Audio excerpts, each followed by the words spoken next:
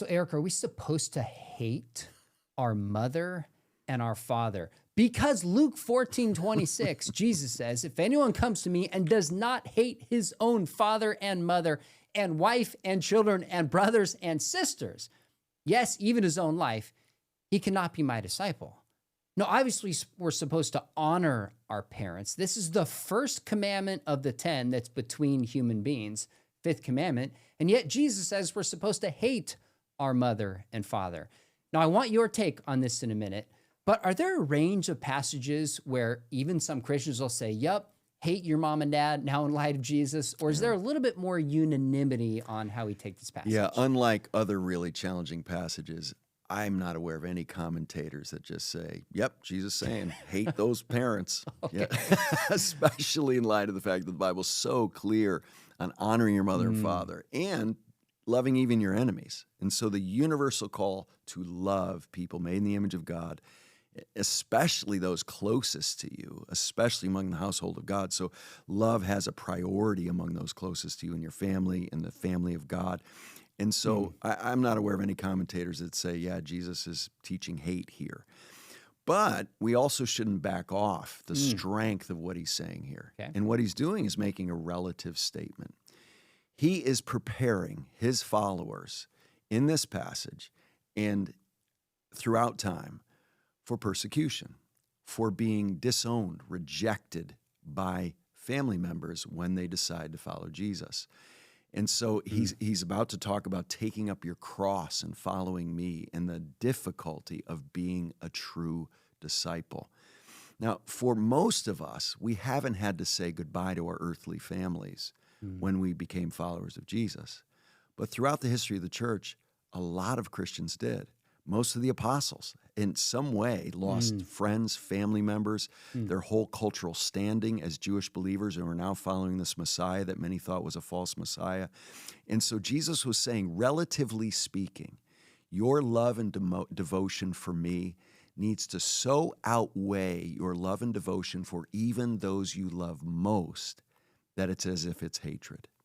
That it's a relative statement. He's saying there needs to be a weightiness to your devotion to me that leads to a willingness to say goodbye to your earthly family because you choose to follow me. It's Jesus saying to the man who says, just let me bury my father before I follow you. And he says, let the dead bury their dead. It sounds so harsh, but he's just saying the calling to follow me so outweighs all your other loyalties, allegiances, and devotions that it needs to appear even as hatred, relatively speaking.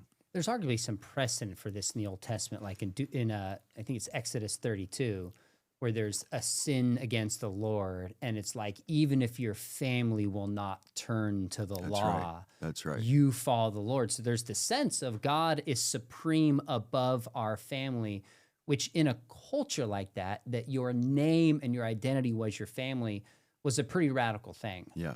Now, I guess my next question is, how do you know it's a relative statement? What gives you confidence that you're not softening this down? Because Jesus so constantly preaches to love people and to love the world, love those who hate you. Because the whole teaching of the New Testament so emphasizes self-sacrificial love for other people that you've got to understand it in the context of all of those other love commands throughout the New Testament and throughout Jesus' teaching. So you don't say, well, Jesus just sort of went in hate mode here and forgot about all those other passages. He's making a relative statement. It's about ultimate allegiances. And the command to love even those who hate you has to be considered in light of this command to hate your family in light of what it means to be a true disciple. That's what he's saying. It's similar to Paul saying, I sought to know nothing among you but Christ and him crucified. Well, he knew lots of things about. What do you mean, Paul? You taught about marriage and how to relate to the government and what holiness looks like. And Timothy should take a little wine for his stomach. What do you mean you only taught the cross? He's saying, relatively speaking, that's what I so emphasize, that everything else has no meaning apart from the cross. He's saying this is so weighty and everything else needs to be understood in light of it, that I'm going to make a hyperbolic statement. I think this is hyperbole. Jesus is... Okay, that's what I was wondering, because he uses hyperbole in other passages, Yes. clearly, like John 6, about Right. eating his flesh and drinking his blood. Right. Or gouging out your eye. Yeah. There you go. Yeah. Okay, so what might this look like? I mean, flesh it out for me a little bit. If you were preaching on this passage and you were trying to give some application, what would you tell people to make sure that they're sufficiently hating their mother and father? And by the way, it also says your brother and sister, even your own life, in a sufficient way that you're relatively loving God. Well, I would start with Jesus when he's inside the house and his family is outside asking him to come out because they think he's lost his mind. They're completely not understanding who their sibling, who their brother is, and who her son is. Mary's there.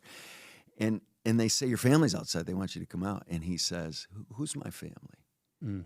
The one who does the will of God is my family. And so as important as earthly family is, Jesus puts a massive priority on the family of God because my relationship with you as a brother in Christ, if I have a brother who doesn't love Jesus, you are far more of a brother to me than he is from Jesus' perspective.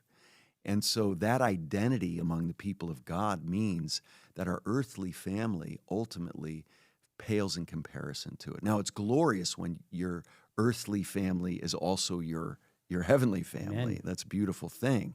But Jesus puts it in perspective. And if I were teaching this on this campus, you know what I'd do? I'd take a little field trip over to Feinberg Hall, where our Talbot chapels meet, because Charles Feinberg was a Jew who trusted Jesus as the Messiah and was disowned by his family. And that's what hating your family looks like, choosing Jesus as the Messiah in the family of God. In that sense, knowing you're going to say goodbye to your earthly family because they're going to disown you.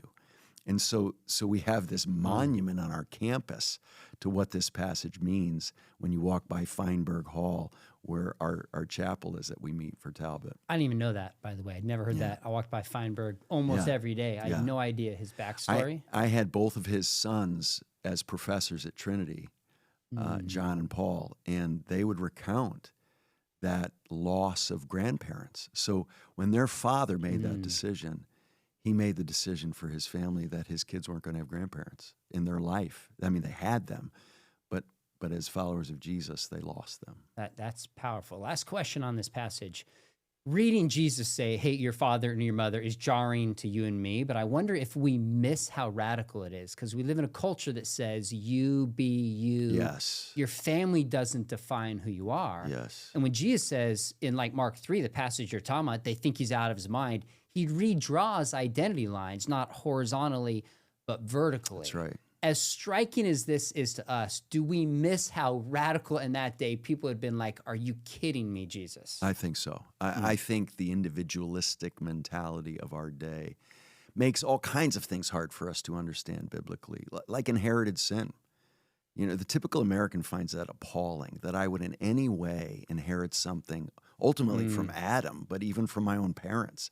My Asian students don't have as hard a time with that. My students from African backgrounds don't have a hard time with that. Interesting. My Italian-born students don't have a hard time with it. They get it, you know?